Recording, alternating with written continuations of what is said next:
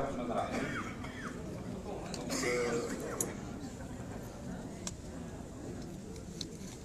vais essayer de présenter très rapidement le projet de fonds de développement du tourisme thermal en Algérie.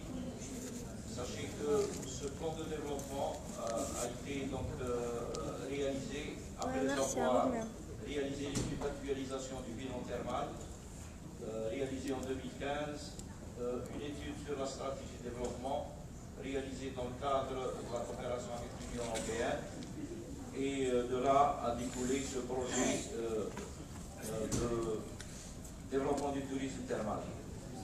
Comme vous savez, donc l'Algérie, on en parlait ce matin, donc dispose d'un potentiel thermal considérable.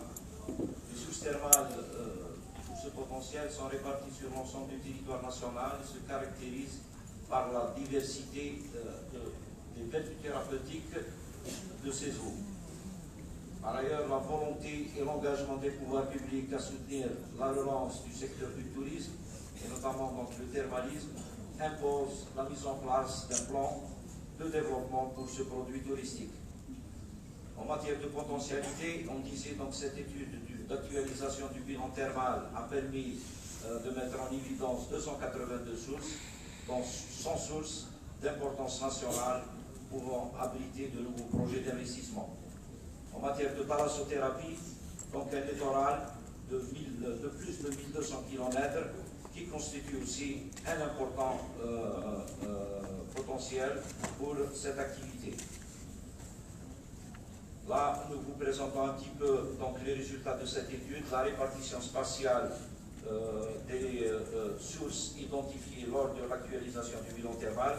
Sachez que toutes les informations relatives à ces 282 sources sont numérisées et cartographiées sous un système d'information géographique. Ce qu'il faudrait savoir, c'est que de manière générale, nous avons, par rapport à ces sources, nous avons 61% qui sont des émergences naturelles, 39% sont des forages. Les forages sont souvent dans la partie sud du pays.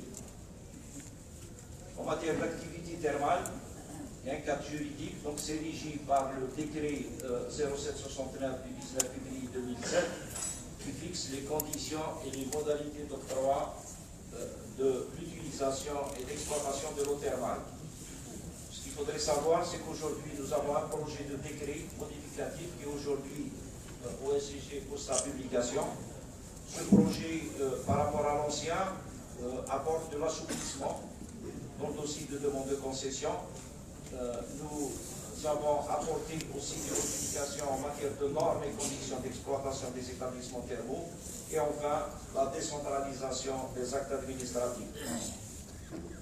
Là, c'est un peu l'évolution des octrois des 80 concessions déjà octroyées.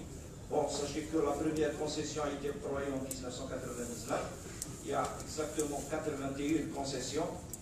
Elles sont réparties sur 25 wilayas. Ce qu'on note par rapport à cette évolution temporelle, nous remarquons que 70% de ces concessions ont été octroyées entre 2012 et 2018.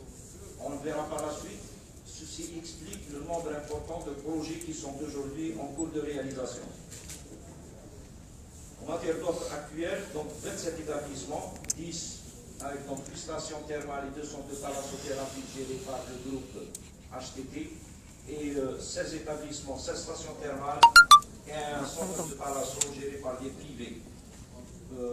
La capacité totale en lit est de 4483 avec un nombre d'emplois qui avoisine les 1800. Il existe aussi une trentaine de bains traditionnels qui sont aujourd'hui en exploitation. En matière de projets, donc je disais 35 projets avec une capacité de 7300 lits, nombre, 3000 emplois et donc un coût estimatif de 17 milliards de dinars. Pour les statistiques des fréquentations des établissements, il faut savoir qu'il existe aujourd'hui en matière d'offres 3 formes. Il y a d'abord la cure médicalisée qui est une cure de 3 semaines. où différents types de soins sont proposés aux curistes. Nous avons la cure conventionnée, ou appelée aussi cure libre. Donc c'est une cure de court séjour, ne nécessitant pas forcément l'accord d'un médecin. Et évidemment, la troisième forme, c'est les bains traditionnels qui se font à la journée.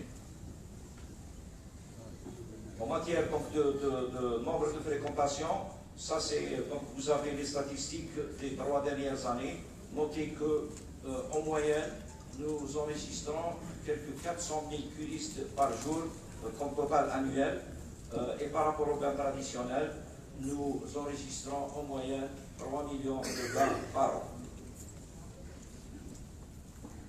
En matière de mise à niveau du personnel exerçant dans les établissements thermaux, donc une première expérience a été réalisée dans le cadre de la coopération avec l'Union européenne, où il a été donc réalisé une formation du personnel médical et paramédical exerçant dans les établissements thermaux publics et privés. 15 sessions de formation ont été réalisées au profit de 241 personnes. Évidemment, ce genre d'action, il faudrait qu'un programme soit mis en place pour pouvoir les réaliser, ne serait au moins une fois par an. En matière de modernisation des établissements publics, il y a les 8 stations thermales. Je ne vais pas trop tarder, monsieur le président directeur général de HTT en parlera tout de suite après moi.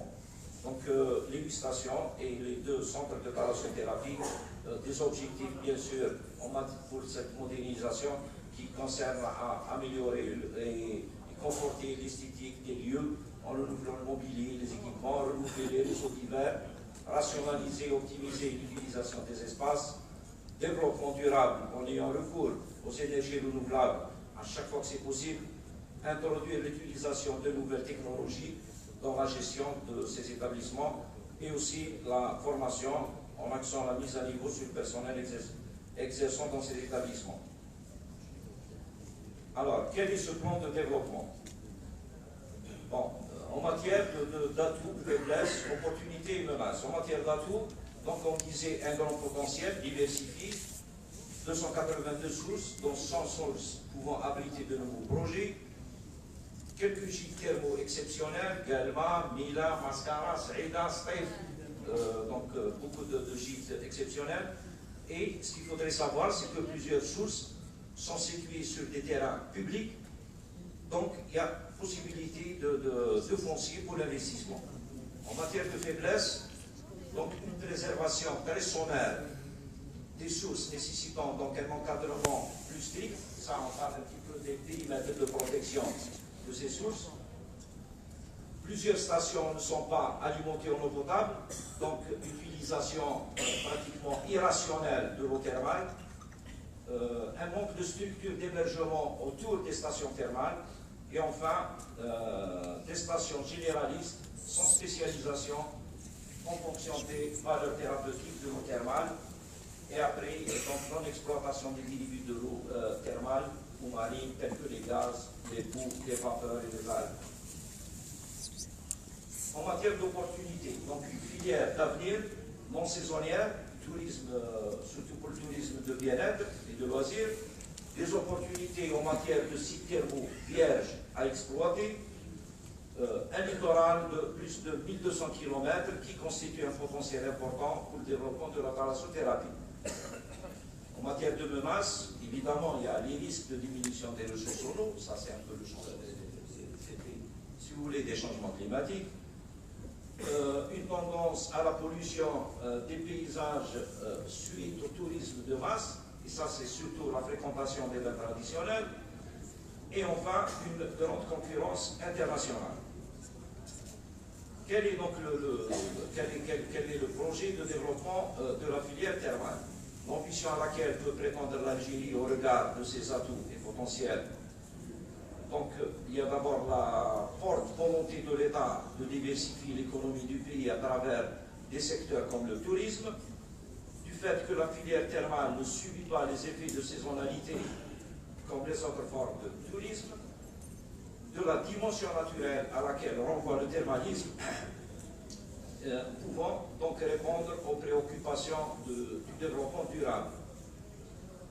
Donc par rapport à tout ça, l'Algérie peut raisonnablement ambitionner de faire du tourisme thermal une filière d'excellence du tourisme algérien. Quels sont les domaines d'intervention en matière d'aménagement? Donc c'est un peu essayer de relancer les opérations d'aménagement des sites thermaux pour un développement ambitieux, prévoir la création de nouvelles aides d'expansion touristique, implication des acteurs privés dans le domaine de l'aménagement. En matière de développement économique, c'est booster l'investissement dans la filière, encourager les investissements privés en assurant un meilleur accompagnement et un meilleur suivi. En matière de marketing et régulation, donc c'est ouvrir la filière sur le thermoludisme, le bien-être, diversifier les clientèles, augmenter l'efficience du management des fonctions marketing en matière d'animation et de promotion. C'est ce qui permettra de positionner la destination de l'Algérie et tout en valorisant l'identité nationale. Le programme d'action qui est proposé comporte cinq orientations stratégiques. De ces cinq orientations stratégiques découlent 13 axes opérationnels et qui sont traduits finalement par 44 actions hiérarchisées en fonction de leur niveau d'importance et de l'urgence de leur mise en œuvre. Pour la première orientation, c'est donc identifier et protéger le potentiel thermal. Là, nous avons deux axes. Le premier, donc, qui consiste à identifier le potentiel thermal. Là, c'est l'actualisation en continu, sur l'ensemble du territoire national du bilan thermal. C'est une action qui se fait en continu. Et nous avons besoin aussi de classer les sources thermales d'importance nationale. Quand on dit classement, ça sous-entend mettre en place un périmètre de protection pour protéger la ressource. Le deuxième axe concerne la valorisation de ce potentiel. Ça doit se faire à travers des actions. C'est mettre en place un réseau d'observation. Là, les gens des ressources en eau sont là. Ils sont plus spécialistes. Ils savent qu'il y a des réseaux d'observation qui permettent de suivre un petit peu la qualité de l'eau thermale. Il faut aussi réaliser des études hydrogéologiques et d'aménagement pour les sources thermales d'importance nationale. C'est créer de nouvelles aides pour les sources à fort potentiel thermal. Et enfin, examiner la possibilité d'augmenter le débit à travers la réalisation de forages pour les sources thermales ayant un débit faible, mais une valeur thérapeutique reconnue. Bien sûr, notre partenaire pour ces deux axes, c'est bien sûr le ministère des Ressources en eau, qui va nous aider dans les études d'aménagement, il va nous aider dans le suivi de la qualité de l'eau, et bien sûr le comité technique du thermalisme. Pour l'orientation 2, il est proposé donc développer l'offre du tourisme thermal de santé et de bien-être. Trois axes sont proposés. Donc le premier axe consiste à moderniser les structures traditionnelles existantes et réaliser de nouvelles stations thermales à travers les actions suivantes. C'est investir dans les structures thermales traditionnelles existantes et hissées aux normes internationales, dégager des assiettes foncières pouvant abriter les projets thermaux au niveau des sources thermales d'importance nationale et non exploitées. Le deuxième axe consiste à donc ouvrir le thermalisme sur le tourisme de loisirs et de bien-être. Des actions sont définies. Donc, un, c'est définir les conditions d'accueil optimales et de sécurité sanitaire dans les établissements thermaux. Deux, c'est développer, renforcer et consolider auprès des populations la pratique du bain thermal en modernisant le concept des hammams. Et enfin, inciter au développement d'une offre thermoludique de qualité et définir le cadre de sa mise en œuvre. Le troisième axe, c'est de développer la thalassothérapie. Bon, là, on disait donc pour le littoral, c'est identifier les sites pour les 14 wilayas côtières. Il est question donc d'identifier les sites adéquats et de dégager des assiettes foncières pour octroyer des concessions d'eau marine à des investisseurs professionnels. Nos partenaires, c'est bien sûr le ministère de l'Intérieur, les ORT, le comité technique du thermalisme. Pour l'orientation numéro 3, c'est améliorer et structurer les activités thermales. Là, vous avez l'axe, c'est proposer un cadre normalisé et sécurisé à travers donc la révision des orientations thérapeutiques vers une plus grande spécialisation des stations. L'action 2, c'est définir et normaliser les pratiques de cure et de soins à vocation thérapeutique. 3, c'est définir les conditions de répartition et d'exploitation des ressources thermales entre le médical et le ludique. 4, c'est compléter et approfondir les textes réglementaires. En matière de axe numéro 2, c'est organiser la profession et mettre en réseau les acteurs. Là, on propose d'encourager l'ensemble des acteurs à la création d'une fédération du thermalisme et de thalassothérapie. Aussi encourager les médecins thermaux à se regrouper autour d'une instance représentative. Et enfin, encourager les maires des communes thermales à se mettre en réseau dans un cadre organisé. Nos partenaires, bien sûr, le ministère de l'Intérieur, le ministère de la Santé et de la Population et de la Réforme hospitalière et le ministère des Ressources en eau. Comme troisième axe, c'est développer les compétences à travers, donc il faudrait faire des exploitants thermaux de véritables managers des activités de tourisme, de santé et de bien-être. Comme deuxième action, c'est définir les besoins en compétences et en nombre par rapport à notre plan de développement. Comme action 3, c'est définir les métiers spécifiques, les diplômes et les statuts nécessaires, définir les cursus pour chacun des métiers, élaborer un référentiel de formation des diplômes et des titres, valoriser la création d'unités de formation privées dédiées au tourisme thermal de santé et de bien-être, et enfin, créer des conditions favorables pour recruter des personnels pour le médical et paramédical dans les établissements thermaux.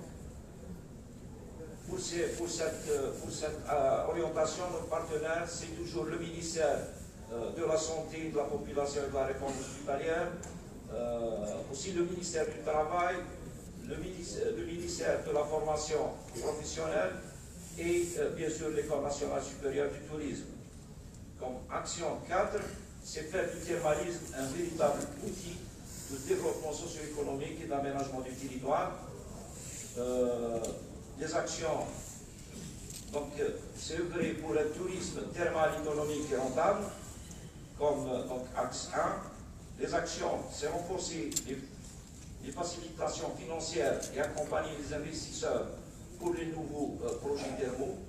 Aussi inciter les entreprises à envoyer les personnels en séjour thermal, harmoniser les tarifs des cures médicalisées par orientation thérapeutique et fixer un tarif de responsabilité des organismes sociaux.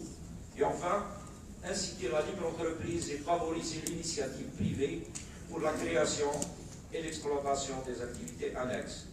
Comme deuxième axe, c'est tirer profit des structures thermales pour contribuer à l'aménagement du territoire.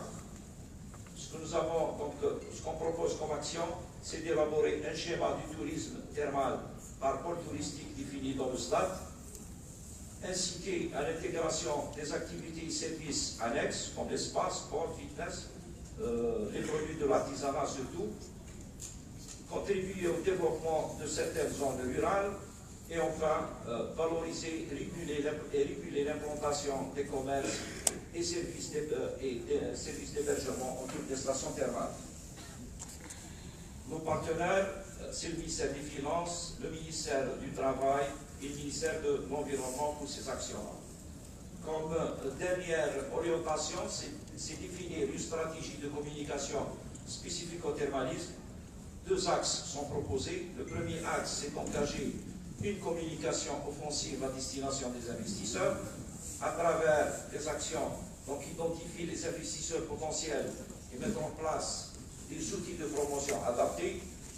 Et comme deuxième action, c'est créer une plateforme Internet dédiée à l'investissement dans le domaine thermal.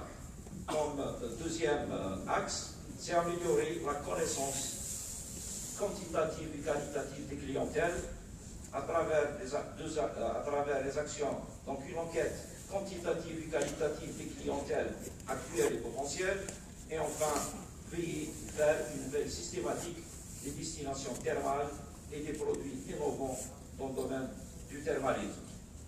Et nos partenaires, bien sûr, c'est le ministère de la Communication et le ministère des DIC. Je vous remercie pour votre attention.